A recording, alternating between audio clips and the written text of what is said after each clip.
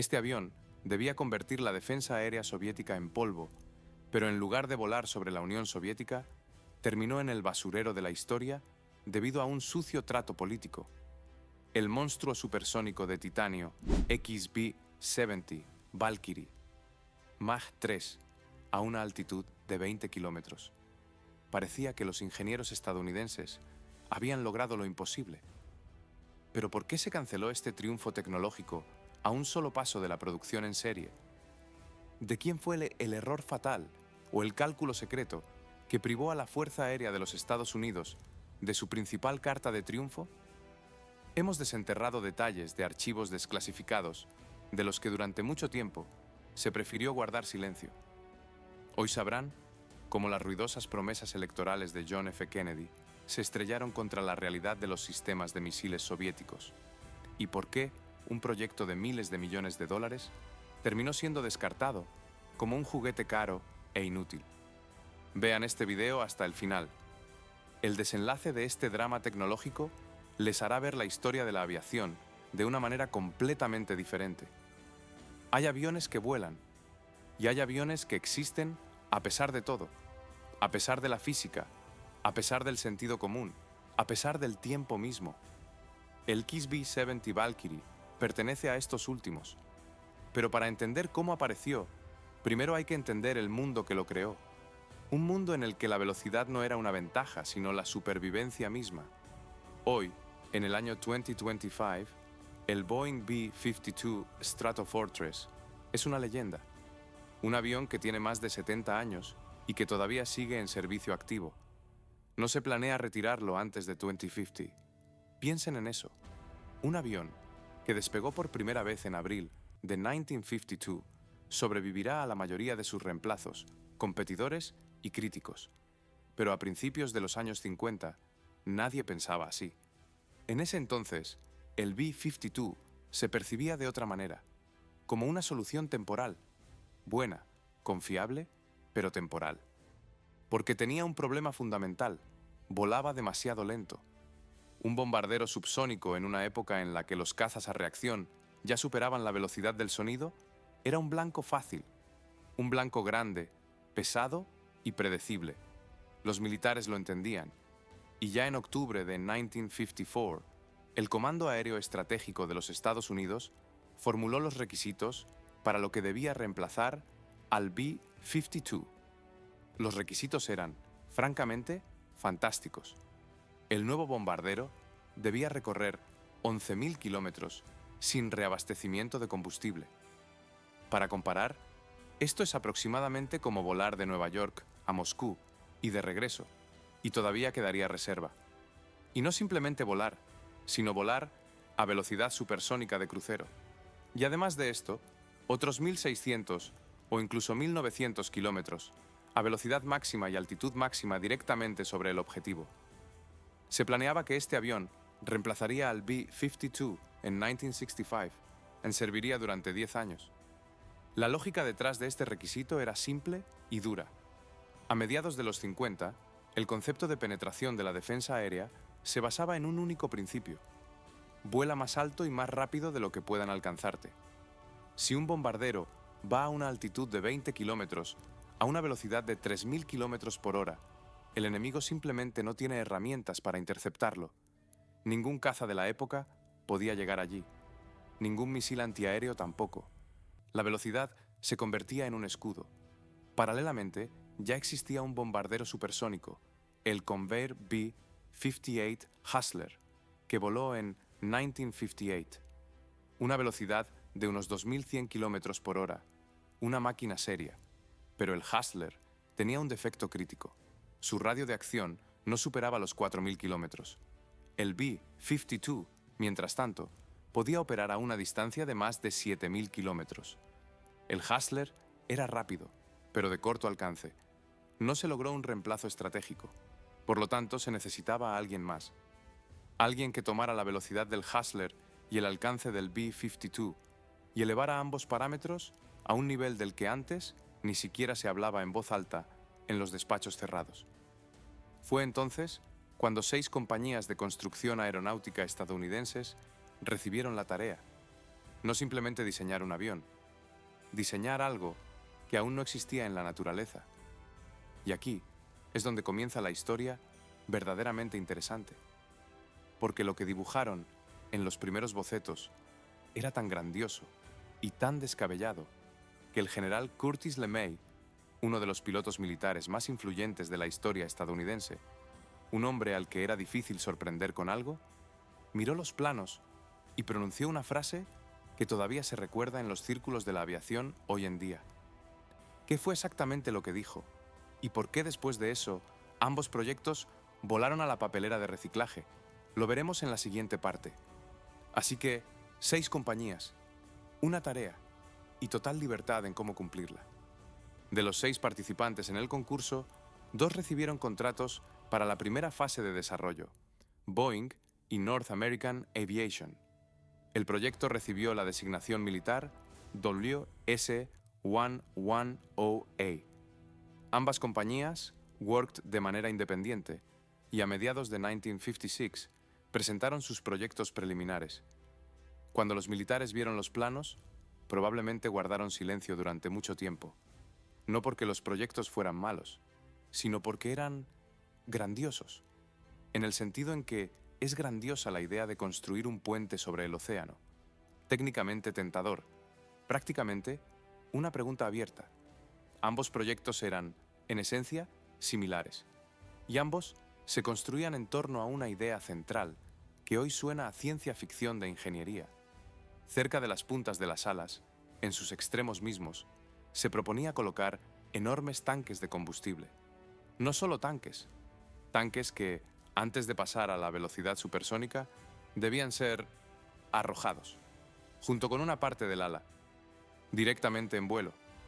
Después del desprendimiento, el ala adquiría una forma trapezoidal, considerada en ese momento óptima para el vuelo supersónico. La lógica es clara. Despegas con los tanques llenos, ganas altitud, aceleras y en el momento adecuado, desenganchas lo innecesario. El avión se vuelve más ligero y aerodinámicamente más limpio. Suena atrevido, pero eso no es todo. Para un empuje adicional en los postquemadores, se planeaba utilizar combustible de borohidruro. Este es un tipo especial de combustible basado en compuestos de boro e hidrógeno. Daba un aumento en el alcance de entre un 10 y un 15% en comparación con el queroseno de aviación convencional. Nada mal en el papel. En la práctica, esta sustancia era costosa de producir, extremadamente compleja de almacenar y peligrosa al trabajar con ella. Los compuestos de borohidruro son tóxicos, químicamente agresivos y no perdonan errores. Trabajar con tal combustible en aeródromos militares, en condiciones de operación reales, era una tarea de esas que es mejor no crear. Pero lo más importante era el peso de despegue de estas máquinas, 340 toneladas. Para que se entienda, el Boeing B-52 Stratofortress pesa al despegar unas 220 toneladas, y ese ya es un avión muy grande, uno de los bombarderos más grandes de la historia. Los proyectos WS-110A eran aproximadamente un tercio más pesados. Al mismo tiempo, tenían una envergadura enorme, secciones desprendibles de las alas y un combustible exótico. Operar una máquina así desde aeródromos convencionales sería extremadamente difícil. Se requerirían pistas especiales, equipos especiales y personal especialmente capacitado para trabajar con combustible tóxico. Esto es exactamente lo que el general Curtis LeMay tenía en mente cuando miró los proyectos y dijo que no resultaron aviones, sino grupos de portaaviones. Se refería a formaciones de portaaviones, estructuras para cuyo despliegue se necesita toda una infraestructura, logística y años de preparación. Un bombardero que es más difícil de operar que un grupo de portaaviones no es un bombardero. Es un problema. Ambos proyectos fueron rechazados. Curiosamente, aproximadamente al mismo tiempo, se consideraron ideas similares en la Unión Soviética durante el desarrollo del bombardero estratégico M-50. Los diseñadores soviéticos también pensaron en secciones desprendibles, pero fueron aún más allá. Se propuso crear bloques desprendibles de tanques junto con los motores. La idea no se realizó ni allí ni aquí. Algunos callejones sin salida de la ingeniería se ven iguales a ambos lados de cualquier frontera, así que ambos proyectos terminaron en la papelera, dinero gastado, tiempo gastado y, al parecer, un callejón sin salida. Pero es precisamente aquí, en este callejón sin salida, donde nacen las soluciones verdaderamente interesantes. Ambas compañías volvieron a las mesas de dibujo, sin alas desprendibles, sin combustible de borohidruro, con una sola pregunta: ¿cómo construir el bombardero estratégico más rápido de la historia, pero de manera que siguiera siendo un avión y no una pesadilla logística? Y a finales de 1957 dieron la respuesta. Después del fracaso de los primeros proyectos, ambas compañías dieron lo que en ingeniería se llama un paso atrás para dar un salto adelante. Descartaron todo lo innecesario y comenzaron con la pregunta: ¿qué es lo que realmente se necesita hacer? No cómo, sino qué. Se necesita un avión, un solo cuerpo, ninguna sección desprendible, nada de excentricidades con el combustible, simplemente una máquina muy rápida y de muy largo alcance que se pudiera mantener en aeródromos reales. Suena simple. Realizarlo era otra historia. Los nuevos proyectos de ambas compañías resultaron ser externamente similares. Fuselaje alargado, ala en delta, Se abandonó la forma trapezoidal. Nuevas investigaciones aerodinámicas demostraron que un ala en delta estrecha funciona de manera más eficiente en vuelo supersónico. Menor resistencia, mejor maniobrabilidad a altas velocidades. La principal diferencia entre los proyectos radicaba en la ubicación de los motores. North American Aviation colocó los motores en un único canal semicircular bajo la parte trasera del fuselaje. Boeing siguió un camino conocido: motores en pilones debajo de las alas, como en el B-58 Hustler. En esencia, dos filosofías diferentes: ocultar la planta motriz en el interior o sacarla al exterior. A finales de 1957 se llevó a cabo el concurso final. Ganó North American Aviation. Ahora había que darle un nombre a la máquina.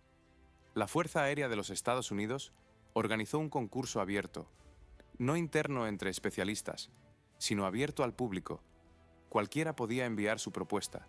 Se recibieron 20.000 solicitudes, 20.000 opciones de nombres para un avión que la mayoría de la gente nunca vería en el cielo. Ganó el nombre Valkyrie. En la mitología nórdica, las valquirias son seres que vuelan sobre el campo de batalla y deciden el resultado de la lucha. Para un avión que debía volar más alto y más rápido que cualquier enemigo, no se podía encontrar una imagen más precisa. Ahora, sobre cómo estaba construido, porque aquí comienza lo más interesante.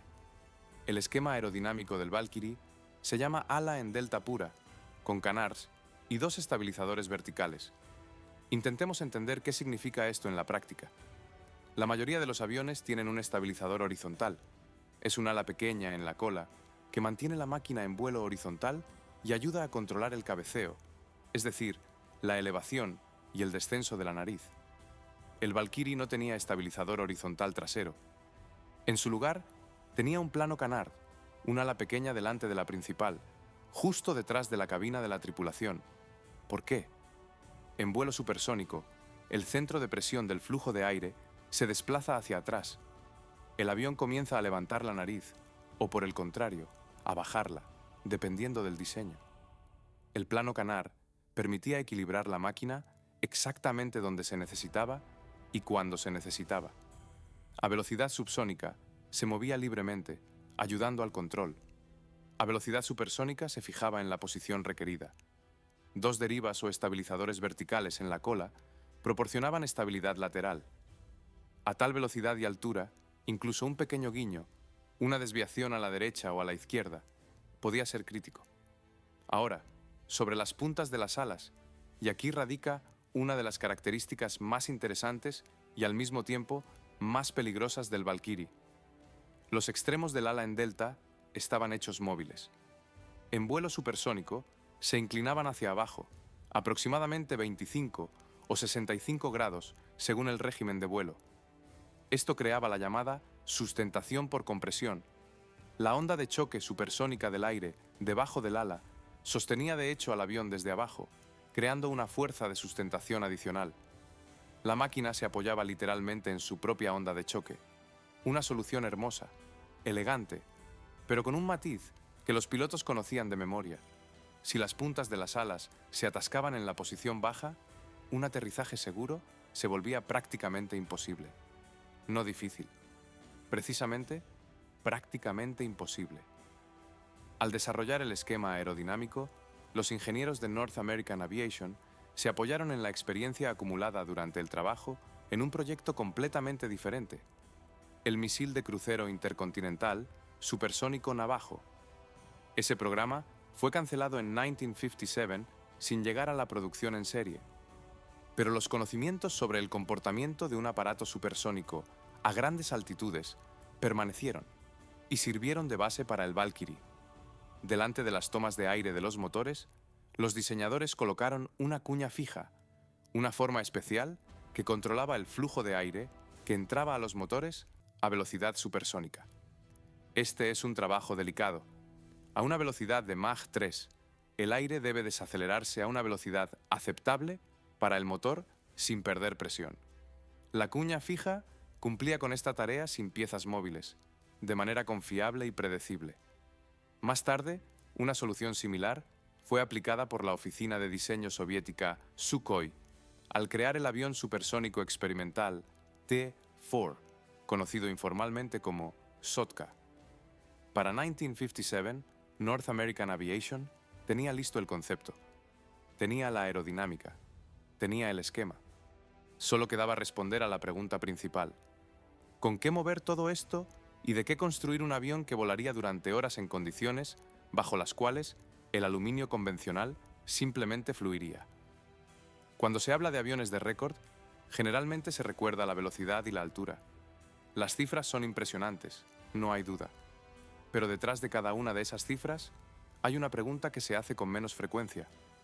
¿De qué está hecho esto y cómo es que no se desarma?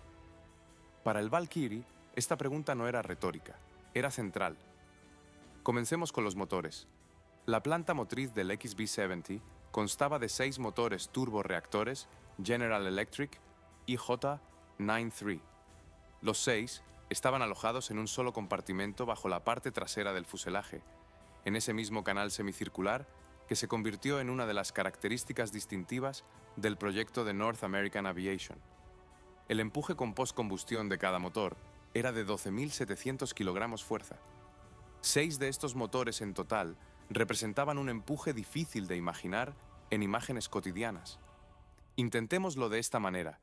Un solo motor, IJ-93, equivale aproximadamente en empuje a lo necesario para acelerar un tren de carga pesado, solo que este tren pesa 242 toneladas y vuela a una altitud de 23 kilómetros. Pero los motores no son lo más interesante. Lo más interesante es el combustible. Inicialmente, como recordarán, en los proyectos WS-110A se planeaba utilizar combustible de borohidruro. Para el momento de la creación del proyecto definitivo, se renunció a esta idea por completo. Hubo 3 razones de peso. La primera, el costo. La producción de compuestos de borohidruro era tan cara que hacía que la operación del avión no tuviera sentido económico, incluso para los estándares del presupuesto militar. La segunda, la complejidad de la producción. La cadena tecnológica para obtener dicho combustible requería una infraestructura separada y especialmente construida. La tercera, el peligro. Los compuestos de borohidruro son tóxicos y químicamente agresivos. Trabajar con ellos en aeródromos militares, en condiciones reales de operación, creaba riesgos que ningún aumento de alcance justificaba. En el aumento, recordemos, era de solo un 10%. En su lugar, eligieron un queroseno de aviación especialmente desarrollado con la designación JP6. Y aquí comienza lo que hace del Valkyrie una máquina verdaderamente única. A una velocidad de Mach 3, el fuselaje del avión se calienta. Mucho. El calentamiento cinético es física pura. El aire, al frenar contra la superficie del avión, genera calor. A una velocidad de 3.000 km por hora, este calor es enorme. Los ingenieros tenían que encontrar una manera de disipar este calor, La solución resultó ser elegante. El combustible se utilizaba no solo como propelente, sino también como refrigerante. El queroseno JTP6 circulaba por conductos especiales dentro del fuselaje del avión, absorbía el calor de las superficies calientes y lo llevaba a los motores, donde se quemaba. El combustible enfriaba literalmente el avión desde el interior, antes de proporcionar empuje por el exterior. Esto no es solo una astucia de ingeniería, es un enfoque fundamentalmente diferente del diseño. El avión como un sistema termodinámico único, donde cada elemento realiza varias funciones simultáneamente. Ahora, los materiales. A una velocidad de Mach 3, el borde de ataque del ala se calentaba a 330 grados Celsius, el resto de las superficies externas a 246 grados. Para entenderlo, un horno doméstico a máxima temperatura suele dar unos 250 grados. El Valkyrie, a velocidad de crucero, volaba de hecho en las condiciones de un horno industrial. El aluminio de aviación convencional pierde resistencia a tales temperaturas. Era imposible usarlo. Las partes de la estructura que más se calentaban, los bordes de ataque de las alas, la sección de la nariz, las zonas alrededor de las tomas de aire, se fabricaban de titanio, un metal más pesado que el aluminio, más difícil de procesar y considerablemente más caro, pero soporta la temperatura. En este caso, no había alternativa. Las superficies menos calientes, que constituían la mayor parte de la estructura, se fabricaban con paneles de nido de abeja a base de acero inoxidable. La estructura de nido de abeja no es solo un nombre. Dentro del panel realmente había celdas, como en un panal de abejas, dos placas delgadas de acero, entre las cuales había una red de pequeñas celdas hexagonales del mismo metal. Esta construcción, con un peso relativamente bajo, proporcionaba una alta rigidez y soportaba bien la temperatura. Estos paneles representaban aproximadamente el 68% de la masa de toda la estructura del avión. Más de 2/3 de la máquina era acero inoxidable en configuración de nido de abeja. La cabina de la tripulación merece una mención aparte. La tripulación del XB-70 constaba de 2 pilotos. Los asientos eyectables estaban diseñados de manera diferente a los de los aviones comunes. En una situación de emergencia, unas compuertas especiales se cerraban sobre cada asiento, formando una cápsula hermética alrededor del piloto. La cápsula se eyectaba luego del avión por completo, con el piloto dentro. Esto era necesario. A una altitud de 24 kilómetros y una velocidad de Mach 3, una eyección convencional, un asiento abierto disparado al flujo de aire, habría significado la muerte instantánea por el impacto del aire y el frío extremo. La cápsula daba una oportunidad. Para la visibilidad durante el despegue y el aterrizaje, el panel superior de la nariz del avión era móvil. A bajas velocidades y durante la aproximación para el aterrizaje, descendía, abriendo a los pilotos una vista normal hacia adelante. En regímenes de crucero, se elevaba, formando un único contorno aerodinámico de la nariz. En las máquinas de serie, si se hubieran construido, se planeaba duplicar la tripulación, agregar un navegador bombardero y un operador de sistemas de defensa. Pero no hubo máquinas de serie, porque mientras los ingenieros decidían cómo construir este avión, los políticos y los estrategas militares decidían una cuestión completamente diferente, si se necesitaba en absoluto. Mientras los ingenieros de North American Aviation perfeccionaban los paneles de nido de abeja y los asientos encapsulados, y los tecnólogos seleccionaban grados de titanio y tendían conductos de combustible, el mundo exterior cambiaba. Y cambiaba precisamente en la dirección que hacía que todo este trabajo fuera cada vez menos relevante. Recordemos la lógica con la que se inició el proyecto. El Valkyrie debía penetrar la defensa aérea mediante la velocidad y la altura. Vuela más alto y más rápido de lo que puedan alcanzarte y estarás a salvo. En 1954, cuando se formularon los requisitos, esta lógica era absolutamente válida. Los misiles antiaéreos de la época no alcanzaban objetivos rápidos a gran altitud. Los cazas tampoco. Pero ese era el año 1954. En 1959 se adoptó en los Estados Unidos el misil balístico intercontinental Atlas. Su alcance era de 10.200 kilómetros. podía entregar una ojiva nuclear a través de la mitad del globo terráqueo, sin tripulación, sin aeródromos de escala y sin una compleja logística de reabastecimiento en vuelo. Costaba considerablemente menos que un bombardero estratégico completo con 6 motores, 2 pilotos e infraestructura de mantenimiento. Con la aparición del Atlas, la pregunta se planteaba de otra manera. ¿Por qué construir un avión para hacer lo que un misil hace más barato, más fácil y con menos riesgo? Este fue un golpe, pero hubo un segundo. El 1 de mayo de 1960, sobre el territorio de la Unión Soviética, fue derribado un avión de reconocimiento estadounidense, Lockheed U-2 Dragon Lady. No fue un evento cualquiera. El U-2 fue diseñado específicamente para volar a grandes altitudes. Operaba a alturas de entre 18 y 21 kilómetros, precisamente donde se calculaba que era inalcanzable para los interceptores y los medios antiaéreos. El complejo de misiles antiaéreos soviético S-75 de Vina refutó ese cálculo. El avión volaba a una altitud de unos 20 kilómetros sobre Sverdlovsk, actualmente llamada Ekaterimburgo. El misil lo alcanzó exactamente allí, no de manera aproximada, no como resultado de un impacto casual, sino con precisión, a la altitud calculada. Para todos los involucrados en el Valkyrie, este hecho se leyó de manera inequívoca. Todo el concepto de penetración rápida a gran altitud se basaba en una suposición. El enemigo no puede alcanzar el avión a gran altitud. El 1 de mayo de 1960, esta suposición dejó de ser cierta. Si un misil antiaéreo alcanza un objetivo a 20 kilómetros, el Valkyrie, a 23 kilómetros, no se encontraba en una zona de seguridad, sino al alcance. Una diferencia de 3 kilómetros de altitud era una cuestión de modificación del misil, no una protección fundamental. La inteligencia estadounidense para ese momento ya sabía de los desarrollos de los sistemas de misiles antiaéreos soviéticos. El incidente del U-2 simplemente hizo que este conocimiento fuera público e indiscutible. Ya a finales de 1959, el jefe del Estado Mayor de la Fuerza Aérea de los Estados Unidos, Thomas White, declaró que el Valkyrie sería vulnerable a los misiles antiaéreos soviéticos. Propuso reducir la financiación del programa para el año siguiente a $200 millones. A precios actuales, esto es más de 2.000 millones. Suena como una gran suma.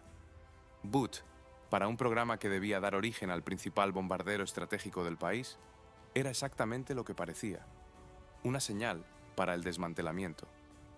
El presidente Dwight Eisenhower se expresó de manera aún más dura. Comparó el uso de bombarderos estratégicos en la naciente era de los misiles con el intento de enfrentar las armas de fuego con arco y flechas. Una imagen deliberadamente despectiva. El arco y las flechas no son solo un arma obsoleta. Es un arma que pierde fundamentalmente, a nivel de concepto, no a nivel de características técnicas. Eisenhower era un hombre militar. Entendía la diferencia entre un retraso táctico y un error estratégico. En su evaluación, apostar por el bombardero en la era de los misiles intercontinentales era lo segundo. Añadía a esto otro argumento de carácter práctico. La producción del nuevo bombardero comenzaría solo dentro de 8 o 9 años. Esto significaba que el dinero se gastaría ahora, en 1959 to 1960, pero el resultado aparecería cerca de 1968 to 1969. Durante ese tiempo, las tecnologías de misiles avanzarían aún más. En diciembre de 1959, el programa de creación del Valkyrie se redujo oficialmente a un solo avión experimental. No se cerró, no se canceló, pero se recortó al mínimo. Sin embargo, la historia no terminó allí, porque solo unos meses después comenzaba la campaña electoral, y uno de los candidatos a la presidencia de los Estados Unidos tenía una opinión muy definida y muy ruidosa sobre el tema del Valkyrie.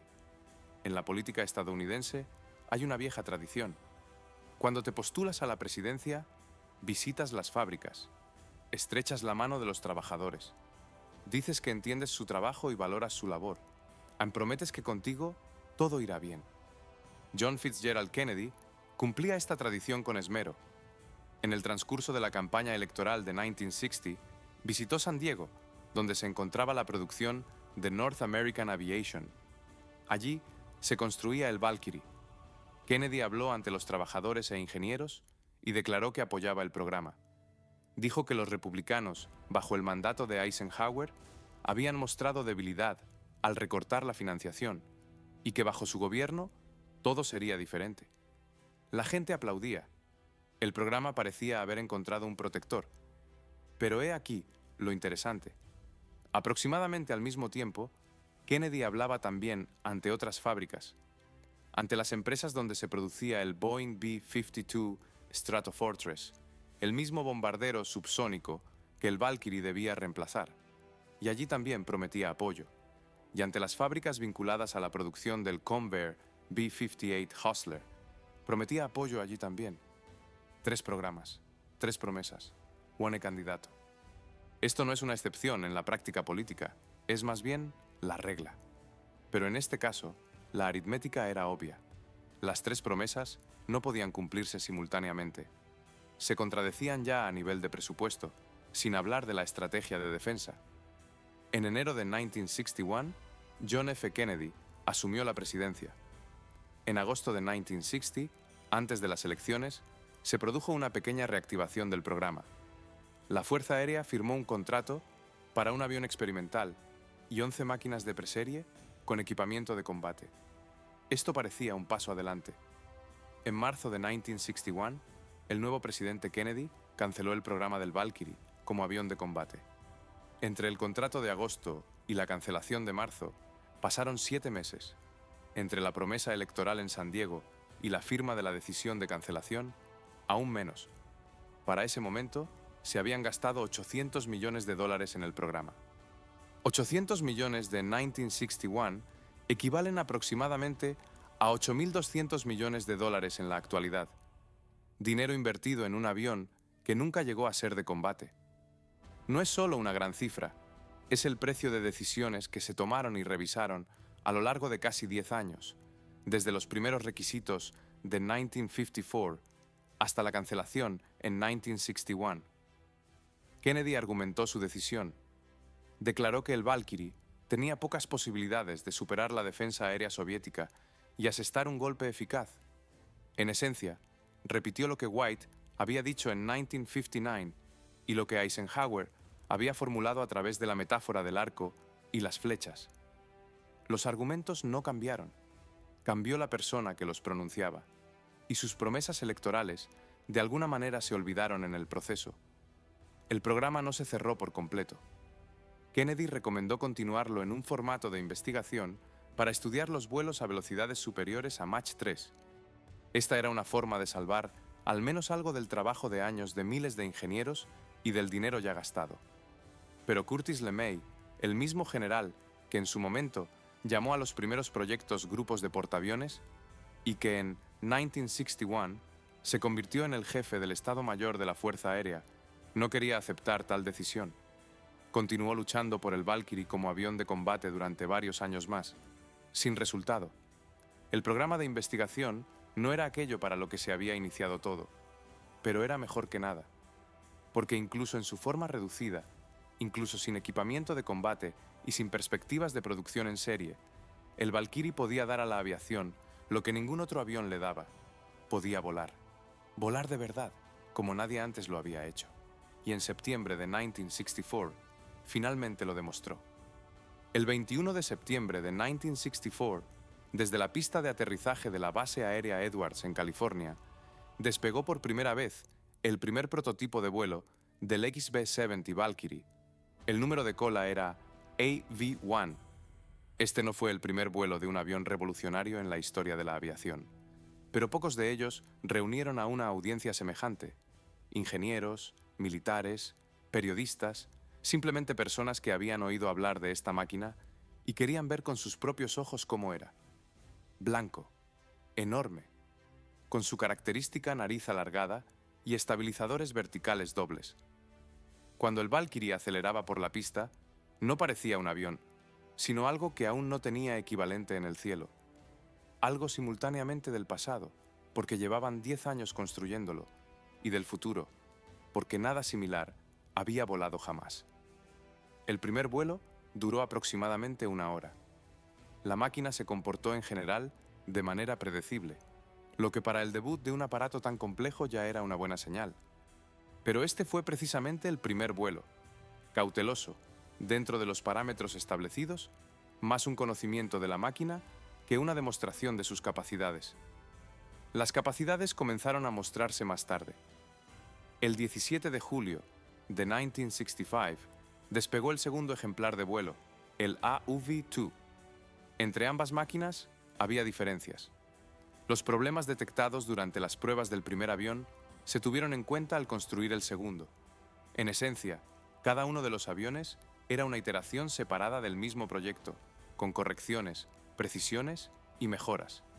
Las pruebas no fueron sencillas. Ambas máquinas difícilmente podían llamarse ejemplos de confiabilidad. Esto no es un reproche a los ingenieros. Es la realidad inevitable de la tecnología experimental que opera al límite de lo posible. En tales aviones, los problemas no son la excepción, son la norma. Cada vuelo proporcionaba nuevos datos, cada dato generaba nuevas preguntas, y cada pregunta requería una solución en tierra antes del siguiente vuelo. El segundo prototipo se enfrentó a una situación que podría haber terminado en la pérdida del avión mucho antes de que ocurriera realmente. Durante uno de los vuelos, el tren de aterrizaje se atascó. No quería desplegarse de manera convencional. Aterrizar 240 toneladas con el tren replegado es una catástrofe. Los mecánicos encontraron una solución utilizando medios improvisados, incluyendo un clip de metal común como parte del procedimiento de emergencia. Lograron aterrizar la máquina. Pero volvamos a aquello para lo que se hacía todo esto.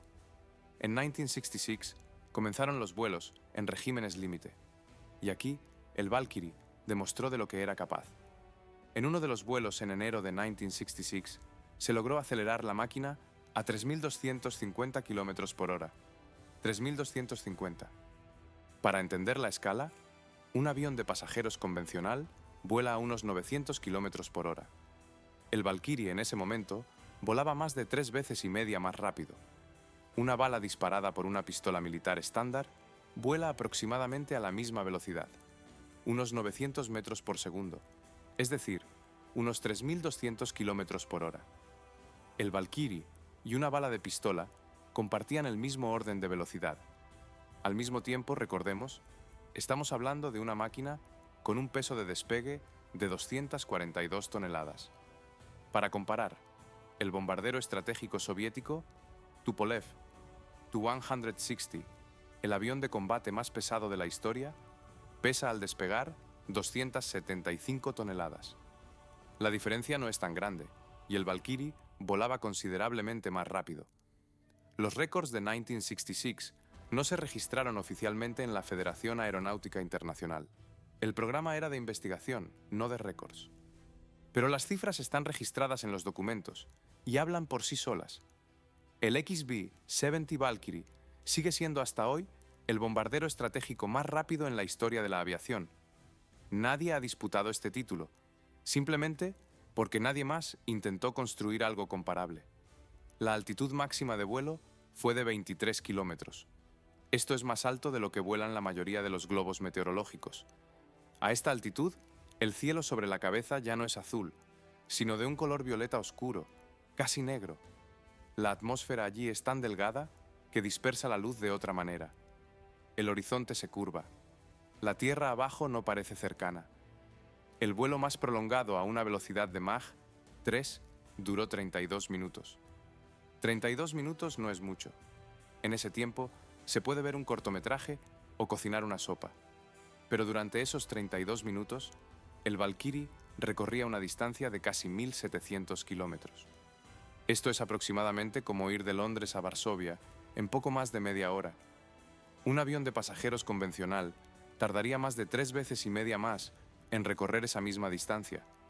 La máquina hacía aquello para lo que fue creada. Volaba como nadie había volado jamás. Pero precisamente en este periodo, a mediados de 1966, cuando el programa alcanzó sus regímenes máximos y los datos llegaban uno tras otro, ocurrió un evento que lo cambió todo. No de manera gradual como resultado de decisiones políticas o recortes presupuestarios. Rápido. En un solo día.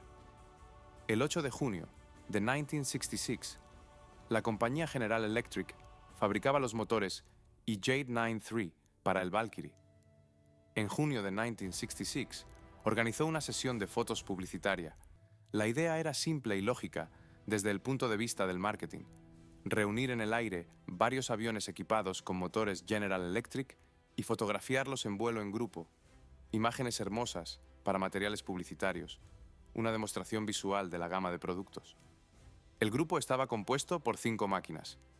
El segundo prototipo del XB-70 Valkyrie AV-2, el caza de intercepción Lockheed F-104 Starfighter, el caza de entrenamiento Northrop T-38 Talon, el cazabombardero McDonnell Douglas F-4 Phantom II y el caza experimental Northrop F-5.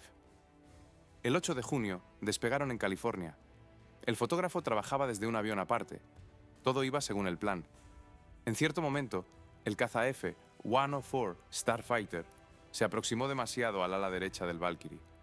Las circunstancias exactas de lo que sucedió después se reconstruyeron a partir de grabaciones y testimonios de testigos oculares. Es probable que el F-104 entrara en la zona de aire perturbado, el torbellino de la enorme ala del Valkyrie. A distancias cortas, esta es una fuerza invisible y poderosa capaz de cambiar drásticamente el comportamiento de un avión pequeño. El F-104 rozó el ala del Valkyrie. La colisión no fue frontal ni a gran velocidad en el sentido habitual, sino más bien un roce que a esas velocidades y tamaños resultó catastrófico. El Valkyrie perdió parte de su ala derecha y ambos estabilizadores verticales. Sin estabilizadores verticales, un avión de este tamaño y configuración no se puede controlar. El AV-2 comenzó a inclinarse y a perder altitud. La tripulación del segundo avión estaba compuesta por el piloto Al White y el copiloto Major Carl Cross. El F-104 era pilotado por Joe Walker, un experimentadísimo piloto de pruebas, que en su momento había volado en el avión cohete experimental North American X-15 y alcanzado altitudes que formalmente correspondían al límite del espacio, según los estándares estadounidenses. El sistema de eyección por cápsula en el AV-2 no funcionó de manera impecable. Esta era precisamente la situación para la que se crearon las cápsulas: abandono de emergencia a altas velocidades. Pero la mecánica es compleja, el tiempo de reacción es crítico y el caos de la caída de la máquina no dejaba margen de maniobra. El piloto Al White logró utilizar la cápsula de eyección y sobrevivió con heridas graves. El Major Cross no pudo eyectarse y falleció. Joe Walker, en el F-104, también falleció. El AV-2 cayó en el desierto de Mojave. En la base aérea Edwards, ese día, hubo un avión menos. Y no era un avión cualquiera. Era el segundo de los 2 únicos ejemplares existentes del aparato volador más complejo jamás construido en los Estados Unidos. Reemplazarlo era imposible. El programa llevaba mucho tiempo funcionando en régimen de investigación con una financiación mínima, y no se contemplaba la construcción de un tercer ejemplar. Los accidentes aéreos, con máquinas experimentales, representan siempre varias pérdidas simultáneas. Se pierde el avión, a veces las personas, y siempre los datos, la experiencia, el tiempo y parte de esa confianza intangible que permite que el programa siga adelante. La investigación estableció las circunstancias de lo sucedido. El programa no se cerró. Decidieron continuar con lo que quedaba. Quedaba el primer avión, el AV-1. Quedaban el equipo, los datos y una lista inacabada de tareas de investigación. Después de una pausa necesaria para asimilar lo ocurrido y revisar los procedimientos, se reanudaron los vuelos. Pero algo cambió sutilmente. No en los documentos ni en las declaraciones oficiales, sino en la sensación misma del programa, en cómo las personas que trabajaban con el Valkyrie percibían ahora cada vuelo siguiente: un avión, un equipo, y una pregunta que ahora sonaba diferente a antes: ¿hasta dónde podemos llegar? ¿Y es necesario llegar hasta el final? El primer avión pasó otros 2 años y medio respondiendo a esta pregunta. En noviembre de 1966, comenzó el Programa Conjunto de Investigación de la Fuerza Aérea de los Estados Unidos y la Administración Nacional de Aeronáutica y el Espacio, NASA. El único participante del lado de la aviación era el primer avión, el A-FI-1. El segundo, para ese momento, ya no existía. El programa se dividía en dos etapas. La primera etapa estuvo dedicada al estudio del impacto del estampido supersónico. Cuando un avión supera la barrera del sonido y vuela a velocidad supersónica, crea una onda de choque que se propaga hacia los lados y hacia abajo. En tierra, esto se percibe como un fuerte chasquido, a veces doble. Para el Valkyrie, que volaba a una velocidad de Mach 3 a una altitud de más de 20 kilómetros, esta onda de choque era especial en cuanto a su intensidad y carácter. A los investigadores les interesaba saber cómo se propaga, cómo se atenúa y cómo interactúa con el relieve y las capas atmosféricas. Esto no era ciencia abstracta. Detrás de estos datos había una pregunta práctica que en la década de 1960 sonaba cada vez más fuerte. ¿Es posible un avión comercial supersónico que vuele sobre zonas pobladas? ¿O el estampido supersónico lo haría imposible desde el punto de vista del impacto en las personas y los edificios? El Valkyrie ofreció la oportunidad de estudiar esta cuestión en una máquina real, en condiciones reales. La segunda etapa se llamó control de la dinámica estructural. Consistía en el estudio de cómo se comporta la estructura del avión en un vuelo supersónico prolongado, cómo se distribuyen las cargas, cómo reaccionan los materiales al estrés térmico continuo, cómo se comportan las uniones y sujeciones cuando la máquina vuela durante horas en condiciones bajo las cuales el metal se calienta a temperaturas de un horno industrial. Cada vuelo proporcionaba datos que no se podían obtener en un túnel de viento o en un banco de pruebas, solo en el aire, solo a velocidad real, solo a altitud real. El AUV-1 trabajaba metódicamente, vuelo tras vuelo, dato tras dato. La máquina era caprichosa, nunca fue un modelo de simplicidad en el mantenimiento, pero volaba. Y con cada vuelo, el paquete de datos sobre el comportamiento de los grandes aparatos supersónicos se hacía más completo.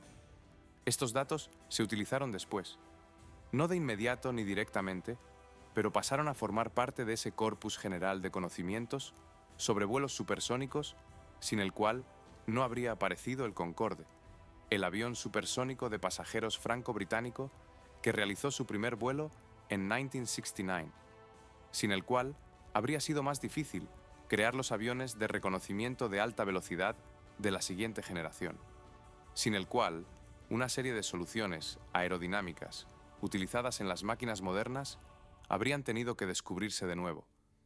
El Valkyrie no se convirtió en un avión de combate, pero se convirtió en un libro de texto escrito no sobre el papel, sino en el aire. El 17 de diciembre de 1968, el AFI-1 realizó su último vuelo supersónico.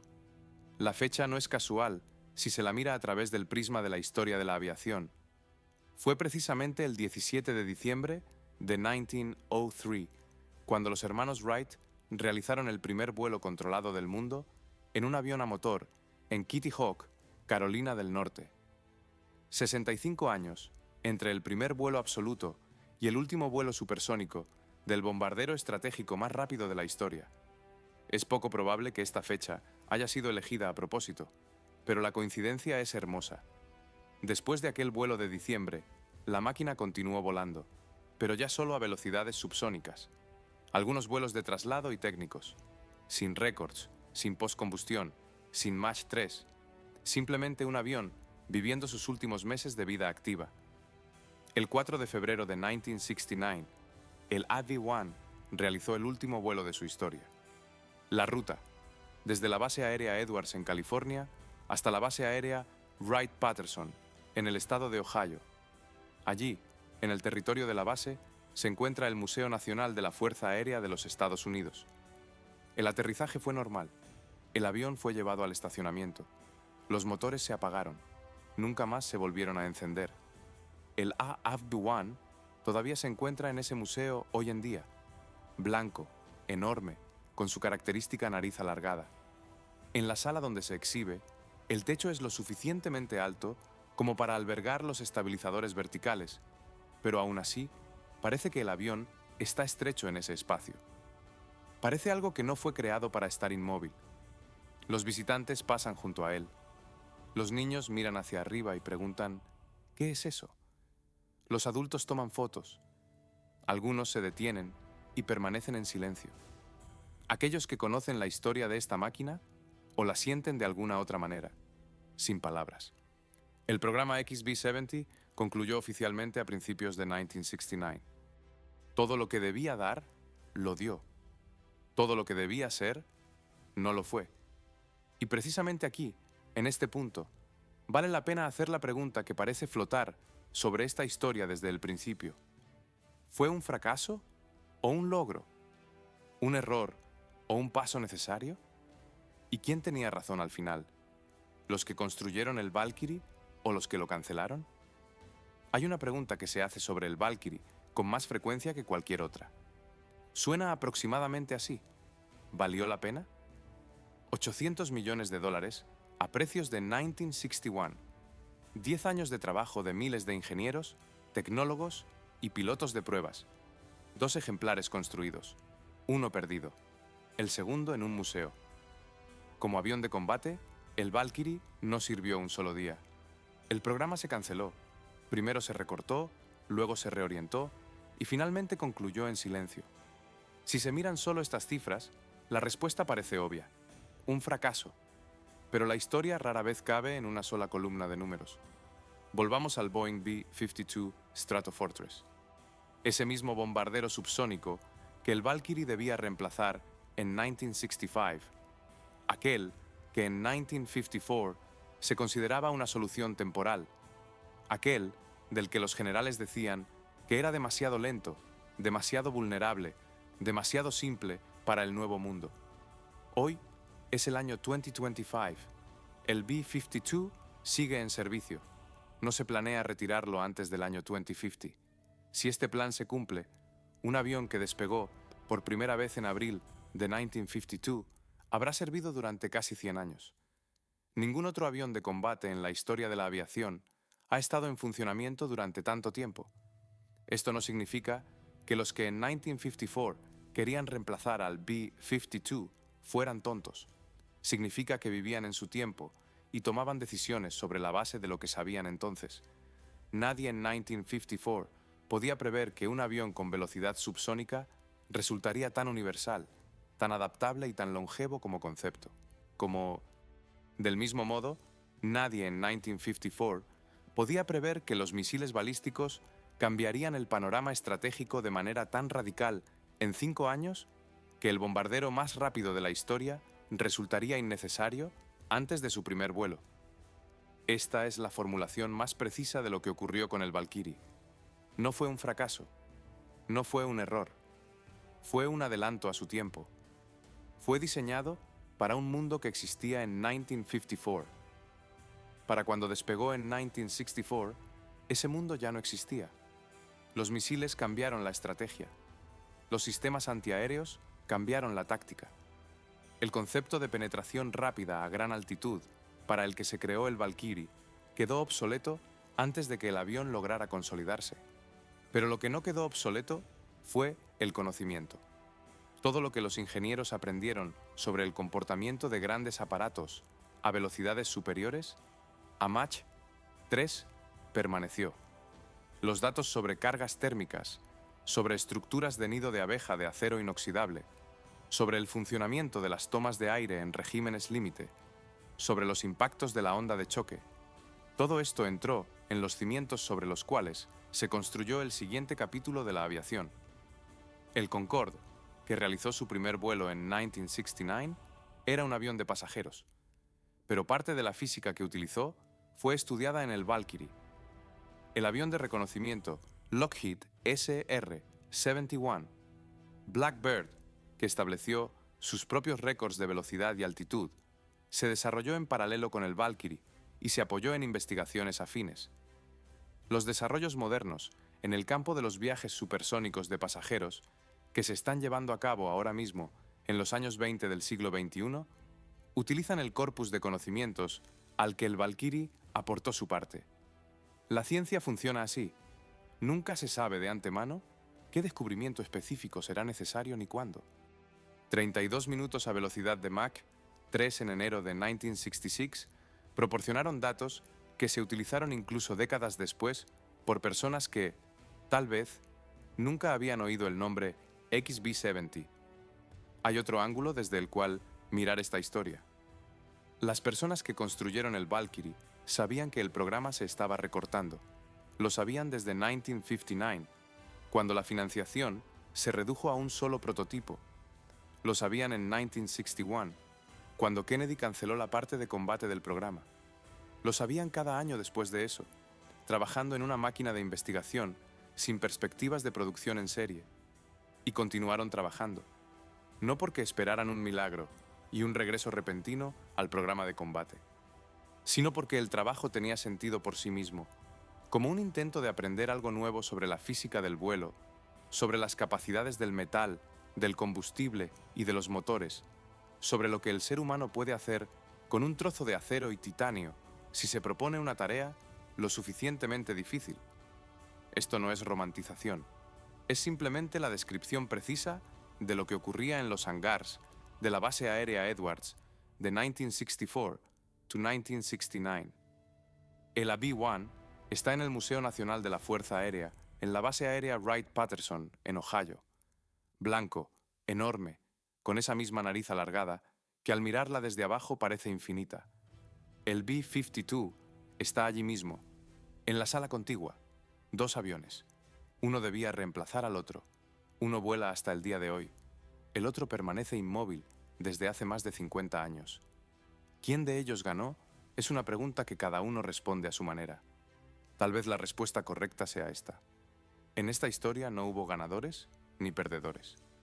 Hubo un tiempo que cambiaba más rápido de lo que cualquier programa podía seguir. Hubo personas que hicieron lo imposible con lo que tenían. Hubo una máquina, blanca, veloz, nacida fuera de su tiempo, que a pesar de todo, voló. Más rápido que todos, más alto que todos, al menos una vez. Nadie le quitará eso. Les agradezco su atención. Hasta pronto.